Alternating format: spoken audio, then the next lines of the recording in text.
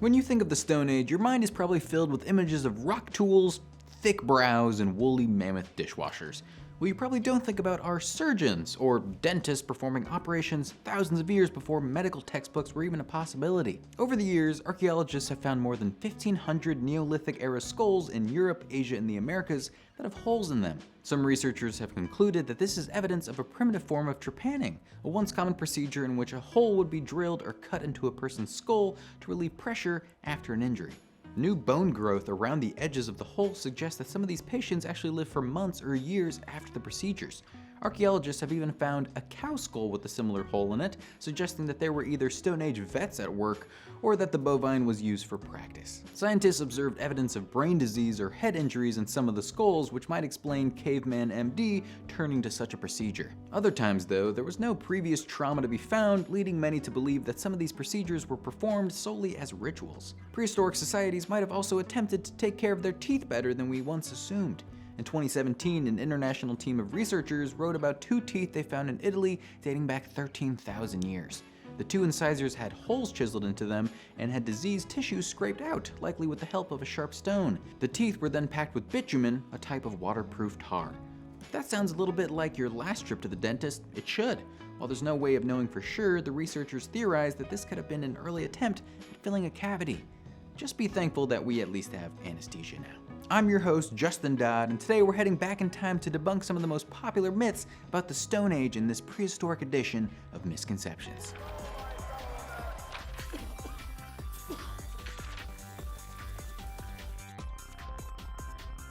The Stone Age encompasses more than 95% of human history. It began at least 2.6 million years ago when researchers found the earliest evidence of humans using stone tools, and lasted until about 3300 BCE with the birth of the Bronze Age and the use of metal tools. To simplify things, we break the Stone Age into 3 distinct periods: the Paleolithic period, or the Old Stone Age, Mesolithic period, or Mid-Stone Age, and Neolithic period, or New Stone Age. Because of just how long ago it was, we tend to think there wasn't a whole lot that connects our modern world to our ancestors. But as we'll see, most of our basic needs haven't changed much, especially when it comes to satisfying our craving for some savory meats and wonderful carbs. Stone Age food was unrecognizable. Turns out that prehistoric meals might not have been all that different from your last takeout order. In 1991, a 5,300-year-old mummy was discovered in a glacier in Europe. When the mummy, whose scientists nicknamed Otzi, had the contents of his stomach examined, they found the remains of some goat meat. That in itself wasn't strange, but then they realized the meat wasn't cooked, it was dry cured. Or to put it another way, Otzi's last meal was basically goat bacon. We also know that late Stone Age chefs were cooking with many of the spices in your cabinet today. Fossilized turmeric, capers, and coriander have all been found in prehistoric cooking vessels, along with charred meat and fish. Predating even that, pots found in Germany from around 6,000 years ago have traces of garlic mustard seeds and possibly deer meat. According to researchers, this is the earliest evidence we have of spices being used in food. Archaeologist Haley Saul, who led the study, emphasized that the discovery of the spices helped change the way we perceive our ancestors. She told NPR that these meals weren't just about delivering calories. Early humans were also enjoying their food and exercising a bit of creativity to find new flavors. You might assume from the paleo diet that people of that time ate mounds of meaty steak and no grains, but that's another myth. Figuring out what prehistoric people ate is an ever-evolving field of study, and considering we're talking about thousands of years, trends surely changed over time. There probably isn't any one paleo diet. I mean, people today enjoy mocking recipes from the 1950s, and that was less than 1,000 years ago by my math. But the available evidence from the time period shows that grains were on the menu. Otzi had einkorn wheat in his stomach, and there's new evidence that some cultures were baking bread as far back as 14,000 years ago, predating the birth of agriculture by about 4,000 years. At a dig site in Jordan, archaeologists discovered charred breadcrumbs in large circular fireplaces inside 2 buildings. In terms of taste, think of it like a multi-grain flatbread. Slap some roasted gazelle on it, you got yourself a Paleolithic wrap. Stone Age life was relentlessly serious and oppressive. On the subject of bread, since it required so much time and involved ingredients that were harder to come by, scientists theorized that it was usually made for feasts and other celebrations. That's because while it's easy to imagine Stone Age life as an endless barrage of hunting, hunger, and violence, there was more than enough room for some partying along the way. During the late Neolithic period, the areas surrounding Stonehenge may have played host to massive feasts and celebrations that included travelers from all over what is today the United Kingdom. Archaeologists have unearthed tens of thousands of animal bones from the area, many of which were young pigs around 9 months old that showed clear signs of butchery and scorch marks, likely from being roasted. Further analysis concluded they were probably eaten as part of a midwinter celebration.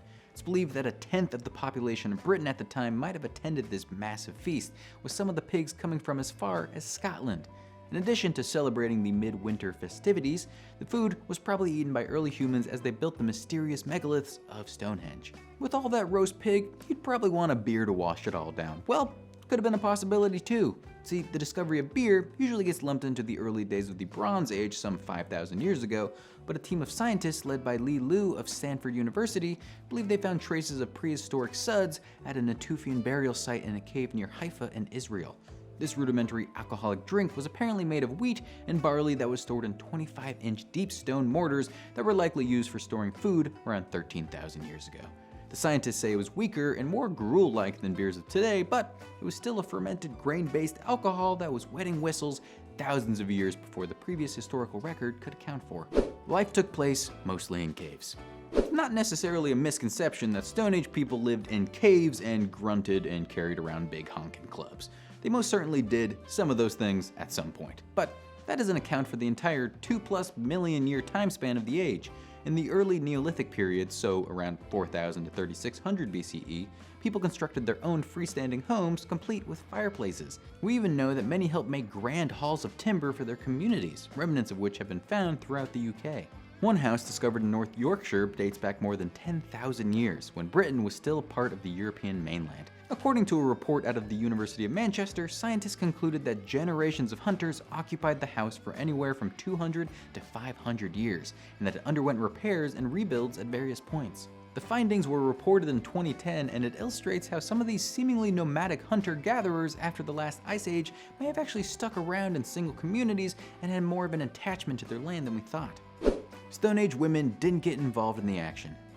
In 2018, a team of archaeologists in Peru found the skeletal remains of what looked like a prehistoric male hunter who was buried alongside weaponry and other hunter-gatherer tools around 9,000 years ago. The team originally assumed they had simply discovered the resting place of a high-ranking chief, which would have been a nice find, but nothing worthy of too many headlines, until they observed that the bones were lighter than usual. After more examination, they found the skeleton was actually that of a young woman anywhere from 17 to 19 years old, which means it's likely that at least some women were involved in bringing down game in different Stone Age societies. This young hunter isn't alone. We found other skeletons of women across the Americas who were buried with hunting tools, suggesting that our conception of men as the only hunters in Stone Age societies is an oversimplification at best. Even when Stone Age society shifted toward agriculture during the Neolithic era, women still provided an integral physical role in their community survival. And whatever they were doing on those early farms must have been rigorous, because when scientists tested a group of skeletons of women from a prehistoric agricultural society who lived around 7,400 years ago, they found that their arm bones would have been 11 to 16% stronger than the women on Cambridge's 2017 championship rowing team. Neanderthals were hunched over, furry oafs. There's a picture of Neanderthals that our modern culture just can't seem to shake. It's of the short, thick-browed brute who walked hunched over and was covered head to toe in matted, mud-caked body hair. Turns out there's a lot that's wrong about that image, or at least less certain than you might believe. A 2019 study out of the University of Zurich used computer modeling of a Neanderthal skeleton found in La Chapelle-aux-Saints, France in the early 20th century. Their analysis suggests that this Neanderthal had the same lower back and neck curvatures as we do today. This means he likely stood as upright as our more recent Homo sapiens ancestors. And Neanderthals might have done so without all that excess body hair you got to know while watching Captain Caveman. In fact, they might not have been much hairier than we are today. Neanderthals' hairiness, furriness, or relatively close resemblance to modern humans is an open question in the field. One 2003 study speculated Neanderthals had a sparse covering of 1.5-inch hairs across the entire body, which might have been as warm as a light layer of clothing, perfect for those Ice Age nights, but not as hairy as some would have it.